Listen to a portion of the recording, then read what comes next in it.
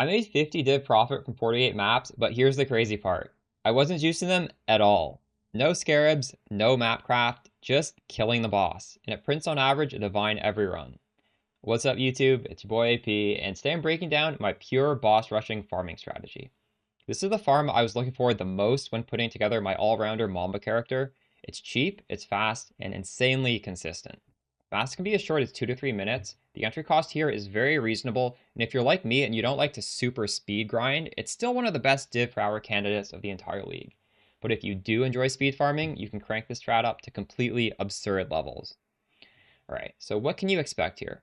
Yesterday we ran just under 50 T17 maps with a cost per map of 50 chaos. Total investment being 16 divines and a total revenue of 66 divines for a profit of 50 divines. And all you have to do is beeline to the boss and kill it. The strategy is extremely easy to run if your build enjoys deleting T17 bosses, like my extreme strike range Mamba build I released a couple days ago. That character is extremely tanky, does literally every T17 mod combination, and pushing her into the worst layouts was actually fun because we're so strong.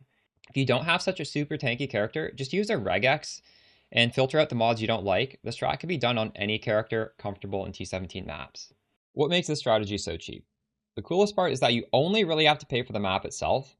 Now here's the setup. We use a trade search to asynchronous trade for T17 maps with high intrinsic quantity. And these are usually the low value 8 mod corrupted maps that players are dumping out while printing 8 modded T16s. So the cost is fairly reasonable.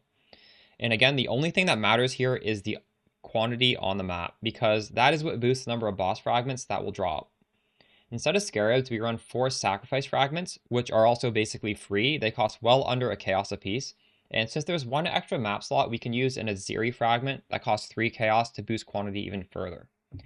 Now the map craft is the free 8% item quantity, and that's literally it.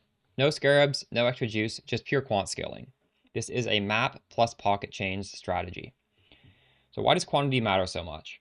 On screen, you will see the graphic showing the expected fragment drops based on your total item quantity. And those numbers on screen already factor in the base map quantity, Atlas increased effect, map modifiers, our fragments, as well as the map craft. And the maps on my regex should have a baseline of at least 150% base quantity, which will end up roughly 220% total quantity when everything is stacked up. And at this breakpoint, we can consistently hit 2 to 3 fragments per map. If you want to push it to 2 to 4 fragments, you'd need to have a couple of Eater of Worlds quant altars. And for this, you'd have to actually run the map and find those altars instead of beelining the boss. That is totally viable. T17 maps drop a good baseline of loot on their own, but it will slow down your maps per hour. So depending on your playstyle, you can choose max profit per map, which would be hunting altars, full clearing, still going fast, or max profit per hour, where you ignore everything and chain maps nonstop. Both are good at the end of the day. Best maps for this strategy. There are 3 strong T17 candidates for boss rushing. Abomination biases towards the reality fragment, which sells for 1 divine. Sanctuary biases towards the devouring fragment, which sells for 1 divine. Ziggurat is the best in slot because it biases towards both reality and devouring fragments. When lucky, you can get 2 divines just from the boss here. And when you're boss rushing, doubling your chance at these expensive fragments is what spikes your profit. So if you want raw div per hour, you should run Ziggurat. Alright, let's hop in game and I'll show you the Atlas tree and go over the loot drops I got while testing this strat live on stream. The Atlas passive tree is actually pretty flexible, but there are some things you have to take. First off, the entire quant wheel as well as the inner quant wheel, because we are trying to scale quant through any means necessary. Next up, you have to take anything that reads increased effect of explicit modifiers, because this is going to boost the quant on our map as well. So the entire top of the Atlas tree, and you can find this scattered on some of the small nodes we have as well. Here, right here. And the third thing that's important is one of the influences. I prefer Eater of Worlds because this has increased effect of the upside, where this just gives you more chances of having an additional upside. And if you do happen to go through an altar which gives you quant, it will drastically improve the odds of getting a 3rd fragment. And you will have that happen on the way to the boss. And that's basically all that is absolutely mandatory. There are a lot of other things you can do. I guess I can explain why I'm doing what I'm doing. So ritual altars and shrines, these add natural monsters to your map, and when you kill natural monsters, you have a greater shot of getting these Eater of Worlds altars, so in turn you get a better chance of just happening to find a quant altar on the way to the boss. And that's really all those are doing. I guess the shrines also make you stronger when you fight the boss, and if you get an acceleration shrine, you go through the map a little bit quicker. That is the entirety of the reasoning there. However, if you're low on beasts and you just don't like to bulk buy your beasts, you could spec beasts and kill them on the way to the boss. That's perfectly reasonable as well.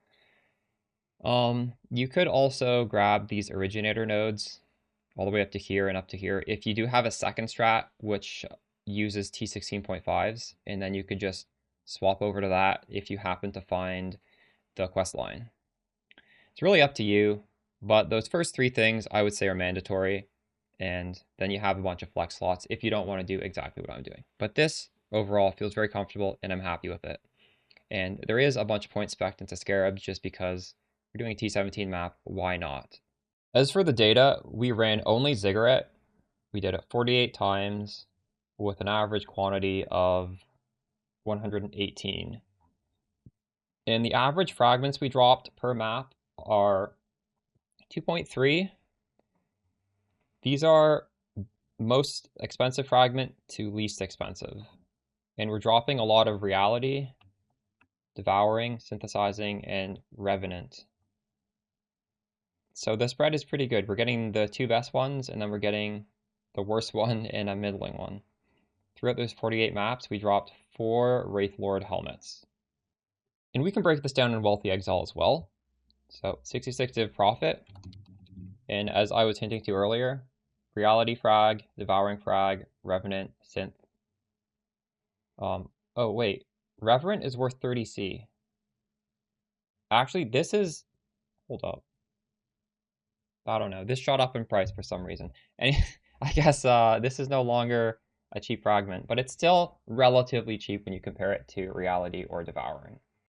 I can just scroll through the loot.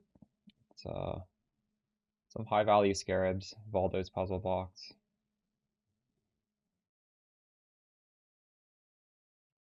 We weren't picking up too many things. It's mostly in the fragments and the big currency in scarabs.